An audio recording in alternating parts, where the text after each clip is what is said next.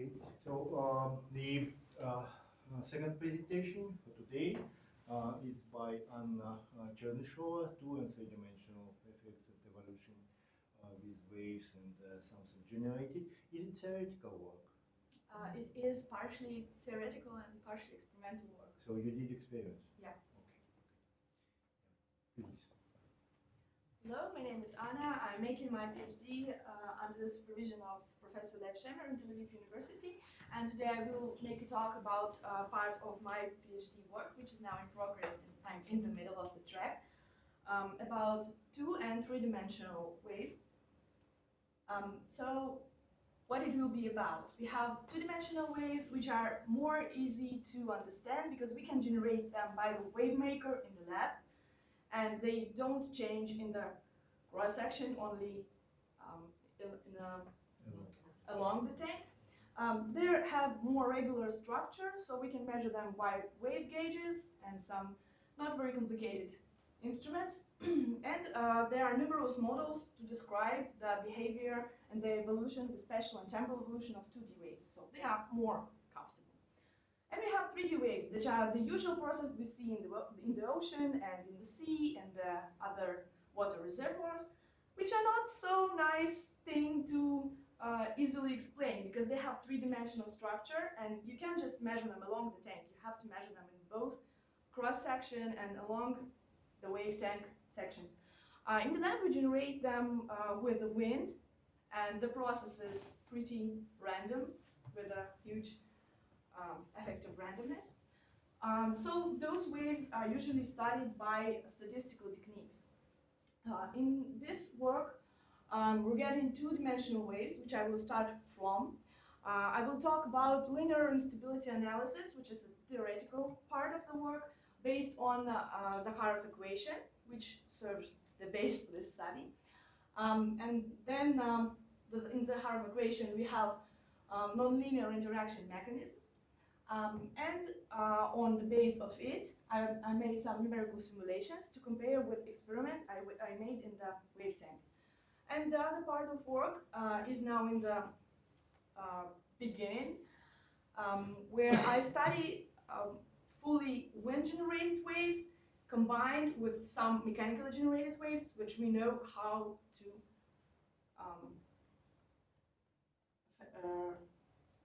then we know their evolution.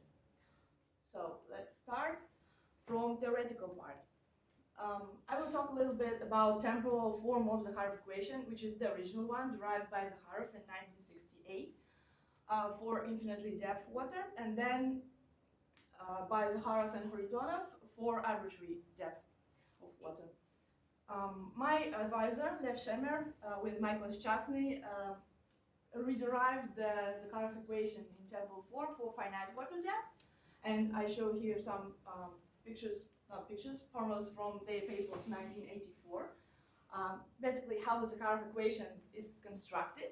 So we have governing equations like Laplace equation, kinematic and dynamic conditions, and conditions on the bottom. Using Fourier transform with some cumbersome computations, they receive the form of Zakharov equation, which is, I hope, well known here, where B is complex amplitude of the waves, K wave numbers, and T here is interaction quartet coefficients.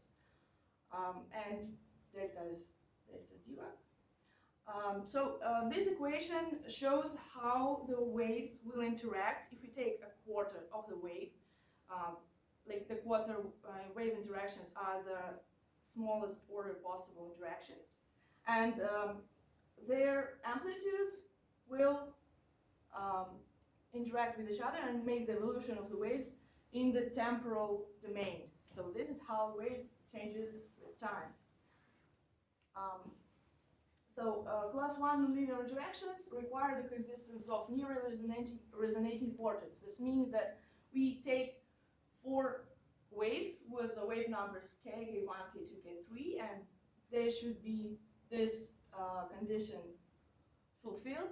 And according to nearly resonating wave particle condition, we also have condition on omegas, on the frequencies, which should be almost like this, but not equally zero, but small enough. So that means that the waves should be, the frequencies of the waves should be close enough to interact.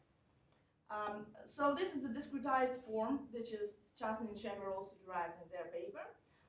Here we have three waves, two of which is taken twice, which are named here by indices A, B, and C.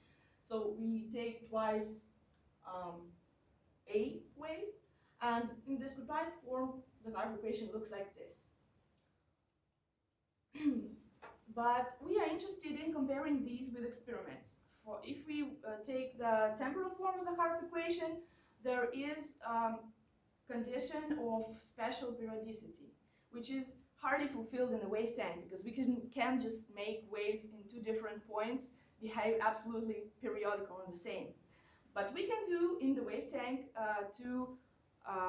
with a wave maker, we can make temporal periodicity of the waves as we take in the different points of time, in the same points of space, the wave will behave the same.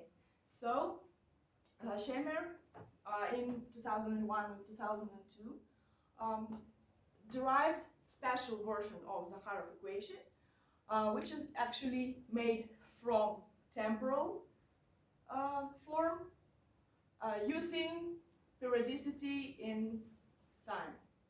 So here it looks almost the same, very similar, but we have here different derivative in x, so we have spatial evolution, and we take the quarters which fulfill a little bit different conditions, so it is exact resonance on frequencies, and on k it is near resonance.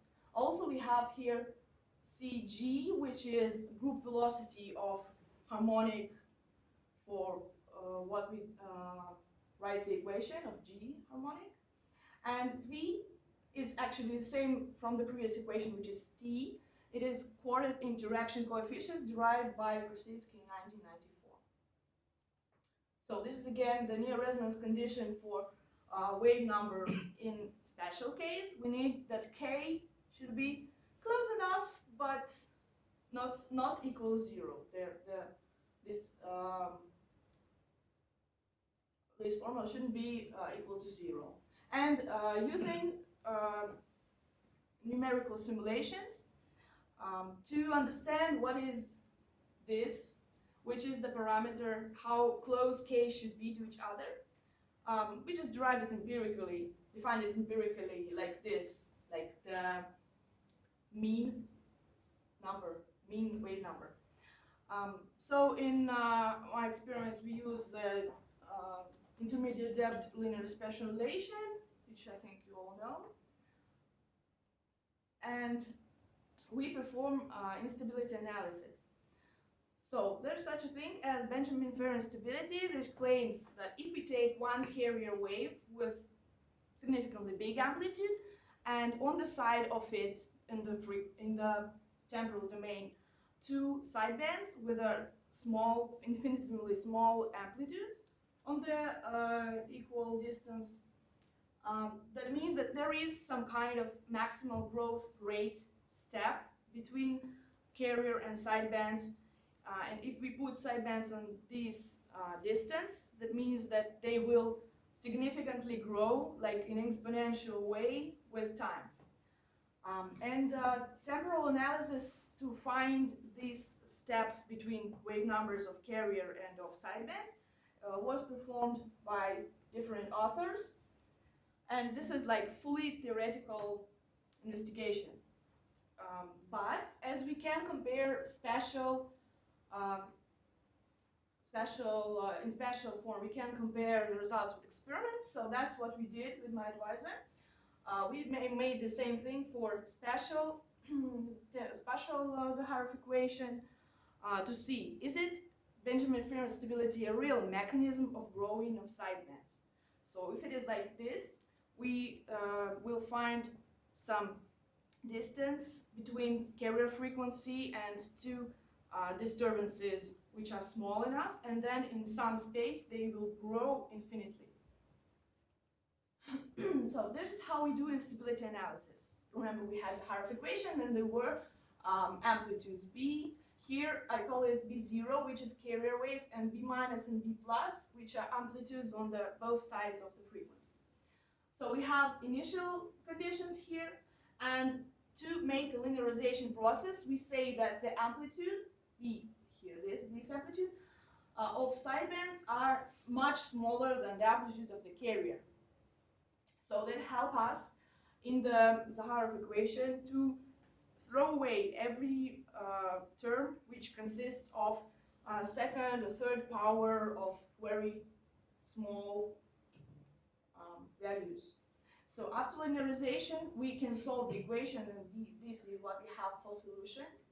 We can see here that this is the amplitude of carrier wave, which is not so drastically changing, and those amplitudes of the sidebands, they have here some delta, this which will make exponential grow if the power of exponent is big. So in order to find where the growth will be the fastest, we need to make this term in a high power. So it happens then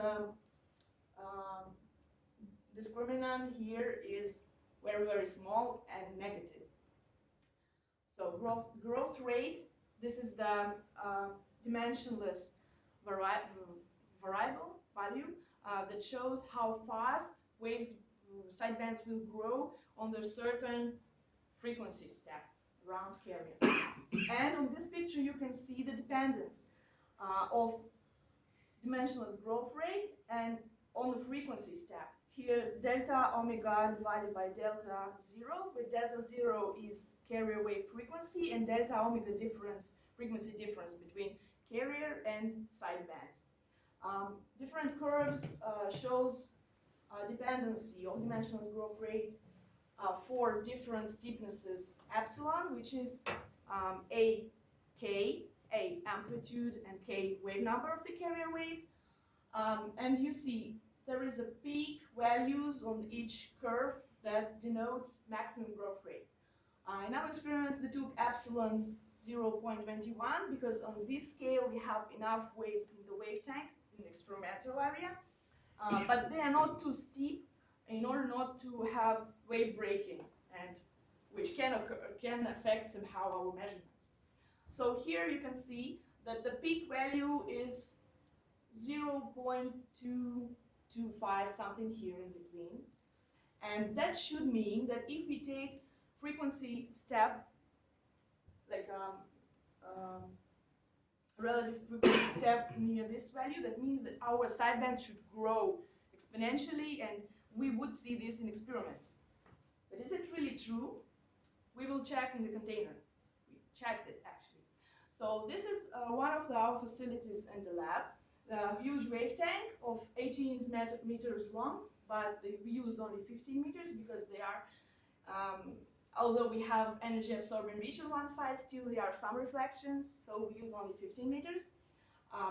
And the water wave here is 60 centimeters. On one side of the container we have, as I said, energy absorbing reach, which prevents reflections. And on the other side we have wave maker, which is closer pictures here. It is flap type wave maker consisting of the 4 flaps, which can move simultaneously or with a different phase, but we use it simultaneously as one huge wave maker because we need 2-dimensional waves. And we have here a carriage with wave gauges on it, 4 wave gauges, 40 centimeters between each of them, and we can move the carriage measuring the surface elevation by the wave gauges in different points of the wave tank. We made here 32 points, 40 centimeters between each, and experiments were just made. We made a signal on the wave maker, then we moved the carriage in one point, recorded data, then move it a little bit, then move wave maker again, and we had 32 points like this. So this is how experimental procedure was constructed. We decided to start measurements with simplest spectrum which are like bimodal spectra with initially equal harmonics. You can see here on this picture this spectrum, and initial spectrum here is red dots, so you have here only two harmonics, and we call this like in the between of them. This is a carrier which has 0 amplitude, and we just took two of them. But when we start to measuring it, say near the wave maker, we have 160 on the distance of 160 centimeters. We receive this spectra, which is denoted by blue triangles, and you see the harmonic on the high frequency side of the spectra starts growing. And on this picture, you see the surface elevation. So red, you see red envelope is very symmetric, very nice and smooth. And blue envelope is on 160 centimeters and is a little bit not a symmetric shape already. But when we put the bimodal spectrum to the wavemaker, we also have to remember that near the wavemaker there are evanescence mode, which we don't want to take into account because they die not very far from wavemaker, but still we already have sensors there. So what we did, these pictures are actually simulations pictures because we used it. We decided let's make two model spectrum not on the wavemaker but near it in 160 centimeters to prevent having evanescent mode from the wavemaker. So we just took the Harf equation and integrated it backwards. What we have to put to the wavemaker to obtain fully bimodal spectrum near it, not on the wavemaker but near it. So we just shifted 0 on the 160 centimeters. Okay, so these are already data which I received from experiments compared with numerical simulated data, which we use like the Harf equation, which is numerically solved. And here solid red lines are measured data, and dotted black lines is from simulations. You see here pictures how surface elevation differs with distance. So this is on 160 centimeters, as I said. You put only two modes, and this how they will change, how the wave packet will change with distance. Here you see the same, but for different frequency steps between initial two modes.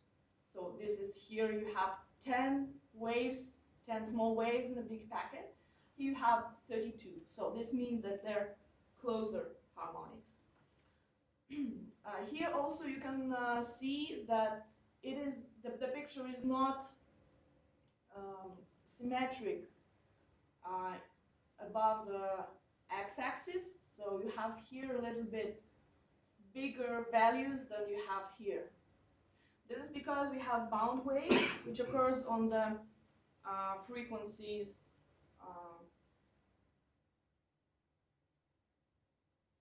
higher than the usual one. So if we have frequency, say omega, bound waves will be on 2 omega, 3 omega, and further. So we don't have this in simulations, but we have this in experimental data. So we just put it afterwards plus to the simulations to compare it nicely. And also here you can see that the maximum of envelope changes with distance. So here it's not that big, and in the end of the container it's big enough here. We also will see how it changes with distance. So spectral evolution for initially bimodal wave trains of initially two equal amplitudes are presented in this picture. And we see here that the closer are the initial harmonics to each other, the more interactions we have. So here I must highlight that when make simulations, we allowed a number of waves around carrier frequency to change, to move. So we put it into calculations. But you see that in this part of spectrum, nothing occurs, just because in the model there are these waves, but they are not affected by nonlinear interactions. And we see the closer are the waves, the more interactions in the high frequency part of the spectrum. We also made similar investigations for initially bimodal spectrum with different amplitudes of two waves to see how it will affect, and we had also proved that the closer are initial amplitudes to initial frequencies to each other, the more interaction there will be. And also a spectrum of one carrier wave with a big amplitude and one or two sidebands with a small amplitude, like 1/10 of the carriers. And this can be considered as Benjamin-Fair instability, like connected with Benjamin-Fair instability analysis it was before.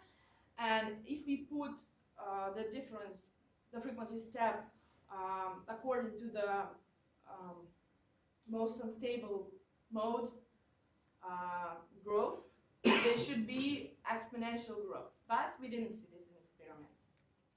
So we also looked at how amplitude changes with distance of these two-dimensional spectra. So here on the pictures I put two initial amplitudes that we have there, with two frequencies, two initial amplitudes, and on the side of them, one step on the left part of the spectrum and on the right. You can see that here the discrepancy between experimental and simulated data is not that big. And we can see here also the growth of maximal values of crests and minimal values of troughs and maximum values of the envelopes if we change the frequency width. So this is wider spectrum, this is narrower spectrum. And you can see that from the beginning to the end, the maximum crest values changes almost twice. So that means there can be some kind of connection with generation of rogue waves. But the spectrum must be narrow enough to big rogue waves to be generated. Also, we have a container, well, long, but not so long. 15 meters is good if you want to see how the waves evolves in the beginning. But if you want to see bigger distances, like 100 meters, 200 meters, we don't have such a facility. But we saw that simulations are pretty good with experiments comparisons, so we decided to make just numerical simulations and see how these harmonics will behave on long distances. Like here it's, here's 120 wavelengths, and the carrier wavelengths in our facility was 77 centimeters. So we see if we took the wide spectrum, we have almost periodic changes of amplitude here, and the energy is almost conserved. So here the green line is the energy of all the waves that we allowed to change, and orange line is the energy of only those four waves, which are two initial ones and two by sides. And you see when the spectrum is wide, there's no big difference between the energy. It means no many new harmonics were born. And we have here almost ideal Fermi-Pascal number equivalence. As we make spectrum narrower, we see that some energy is transmitted to the higher frequency part of spectra. And here we see that the full energy, which is green, differs from energy of these four waves. And as we make spectrum narrower and narrower, we see that many harmonics, new harmonics occur, and the behavior of initial ones are not regular and they're not periodic anymore. And this shows that actually in the spectrum with frequency step close to maximum growth rate, frequency step from Benjamin Fair instability analysis shows even less interactions between harmonics and not significant growth of sidebands. So the mechanism of growing of sidebands is mostly nonlinear, and it's good enough described by Zakharov equation model, but Benjamin Fair instability is not so significant here. So next step, I would like to talk about wind waves, which are three-dimensional, and I will start from describing the facility what we have in the lab. This is a smaller wave tank. 5 minutes, okay. This is a small wave tank. Here you have two different sides of it. On the one side we have wave maker, not of a flat type, but it only wedge type, which goes up and down. We have a wind flume, which is closed cycle, closed loop. So we make wind here, and various sensors, which is laser slope gauge and also wave gauge, as in the previous wave tank, and movable instrument carriage with pitot tube to measure pressure of the air and of water. So this I would really show how it looks. This is the video of my lab mate. He recorded the evolution of the waves of the wind, fully wind waves in the small container with distance. So you see here in the picture on the low left corner how the camera moves along the wave tank and how the pattern of the waves changes with distance. But these are only wind waves, no mechanically generated simple spectrum harmonics.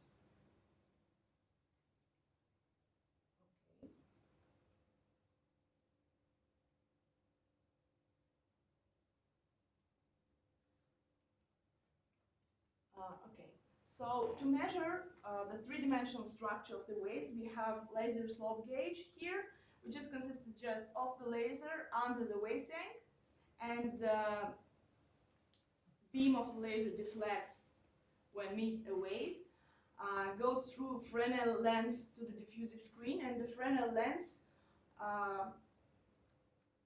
put the laser beam in exact point for the waves with the same steepness. So it doesn't matter how high the waves are, there's only one point for each steepness on the diffusive screen. So this is how Fresnel lens look like. This is the ordinary lens, and Fresnel lens is just cut it ordinary lens like this, so it's flat and small and it's easy to operate. And it doesn't matter which is the height of the wave, with the same steepness, the Fresnel lens will take the beam on the same point on the screen. So having the point on the screen, we know exactly what the steepness was of the wave.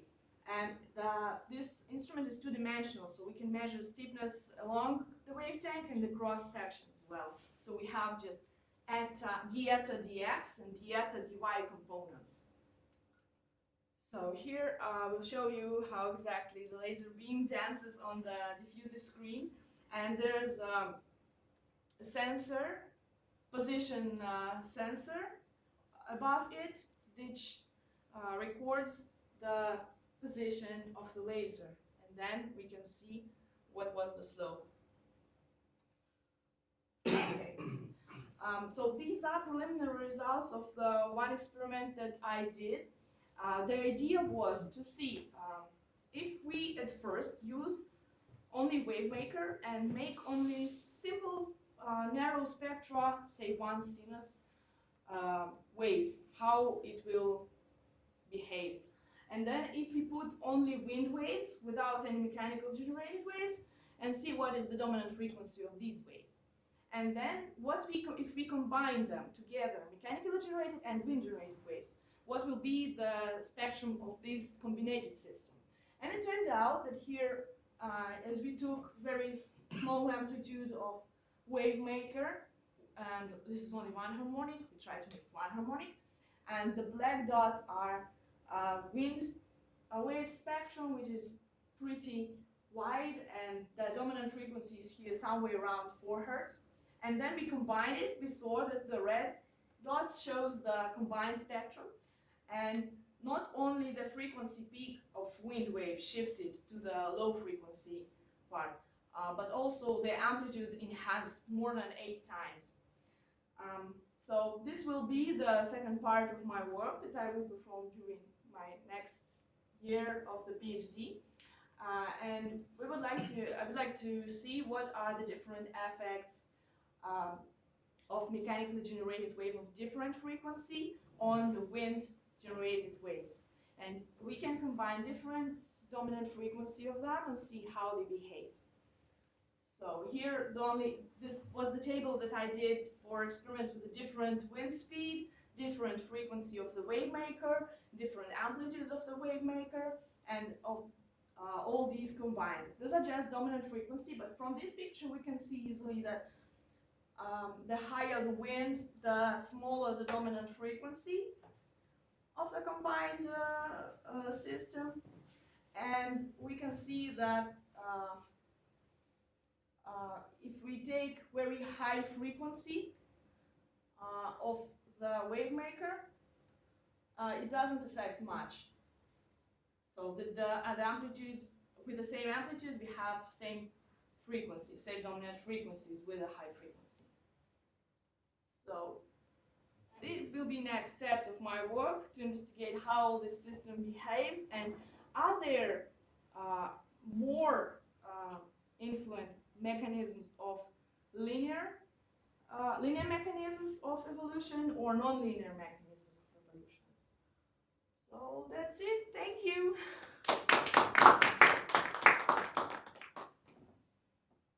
Questions? I think ideas for future work? Yeah, just one question. So, you didn't talk about the nonlinear Schrödinger equation and the higher order, like the dist equation. Well, yeah, there are various equations like dist equation and nonlinear Schrödinger equation, and forgot there was another name with the Schrödinger equation. KDV equation. Yeah, Yeah, but so, that wouldn't be. yeah, there's more for long. Here you use NL, the Schrödinger, right? I mean, like a short, like a deep water. Well, it's not deep water, I guess. But, well, actually, in big container we have deep water because the Right. wavelengths are 70 centimeters.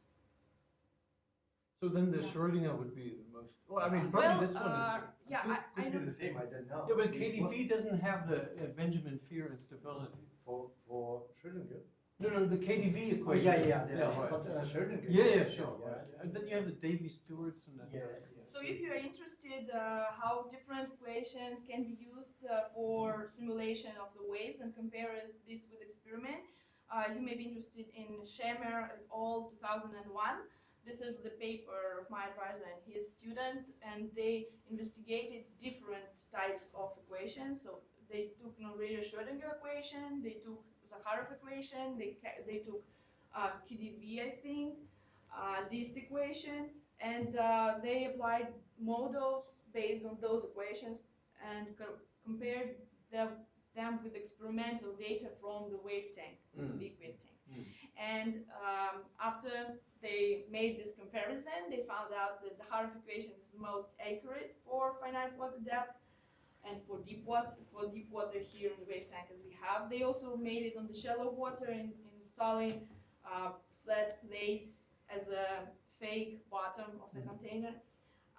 And also in 2007, I think, I'm not sure, they showed that Schrödinger equation, and this equation can be derived from Zakharov equation as well, with some difference. Yeah, so it's widely used, and for this time it stays one of the most accurate equation to use in wave simulations. Any other questions? I have a question. It could be to Henrik and Emilia. Is there that Benjamin Fair instability for hydroelastic waves? So Because if you have the NLS, yes. Yeah. You So have you, yeah? you can have the NLS for Yeah, you derive for NLS, yeah. somewhere in your paper. And so then, as any NLS, you can see Benjamin Fair instability if you want to. but did you? I have a look. Somebody else? Somebody else? But there's something I just found that in this paper by Liu and Molo Christensen. They have something about the Benjamin, but it's, I don't know, I think it's not conclusive. I don't know. I mean, the amplitudes are also very small, right? I mean, somehow it's going to be damned. Yeah. But on the other hand, They don't find the NLS. Oh, I see, Yeah. So that, I think in shallower water you have the classical NLS with focusing on. That's the one with the Benjamin Fair. Who knows? But you know, there was one guy here from this lab in Mississippi or Louisiana, and he Mississippi is right. Yeah. What? Mississippi is right. Oh, Mississippi. So yeah, exactly. So he actually also asked about the Benjamin Fair instability. He was here at this session where everybody had 5 minutes, you know. I did. Yeah. Roger. Eric Rogers. Eric Rogers. Yeah, no, Benjamin Fair instability. It's a huge problem. You have a very long, if you have a very long towing tank and you start to make waves, very monochromatic, they'll break up. Yeah. Right, and Yeah. so they observed it. It was observed, and then Benjamin Fair explained it. Right. But it's very particular to in a real sea state where you've got these complicated waves. It's more the full wave interaction that dominates the nonlinear process. The Benjamin Fair is not the evolution of the sea state's not given. The Benjamin Fair instability doesn't play a great role in that. Is that a fair statement? Well, here we used the Benjamin Fair instability. It's more a theoretical approach, so it is relevant if the sidebands are really infinitesimally small. But you cannot make in real life infinitesimally small sidebands. They're still finite, and we try to use the biggest steepness possible in the container to increase the length of it, to see the spatial evolution as far as possible. But it seems that Benjamin Fair instability is not the main mechanisms of growing of the sidebands. It's more from nonlinear interactions. Well, actually, it could be in the beginning, like in the very beginning when the waves start to do. In that case, we can say that's probably Benjamin Fair instability. But mostly, it's from the linear interaction. I mean, the Benjamin Fair instability is due to nonlinear interaction. So, I mean, Yeah, you don't that- have it without. So. Exactly. So the end. Yeah, I remember it used to used in the past at least to explain freak waves. Yeah, so but I they, mean, they've they tried to relate. I think they Well, kind of got away yeah, from that's that. the Yeah. point. That's the point. Yeah, I don't remember the story. To freak waves to But, occur, yeah. we need the spectrum to be wide enough. Wide enough. Oh. And if we take Benjamin Fair, you only have very narrow spectrum. Yeah. So and also what you say freak waves, like here we see the difference of the crest like twice. It was twice bigger in the end than in the beginning. But it's only for some spectra. And then on the long distances, we still have this kind of periodic pattern. So we cannot say it was rock waves, freak waves out of Benjamin Fair instability. Oh, I see what you. So basically, what you mean is that okay, Benjamin Fair instability is only the initial, like from a very small amplitude state, is the initial development, and then once it gets higher, you have other nonlinear effects. Yes, Yeah, I see. yes, Right. yes. Yeah. So. Okay, so the would be interesting to find fake waves on the ice. Hopefully not. So let's be optimistic. Thank you, Anna. Thank you, Paolo. Okay, so. Do you want to Latino? Yeah.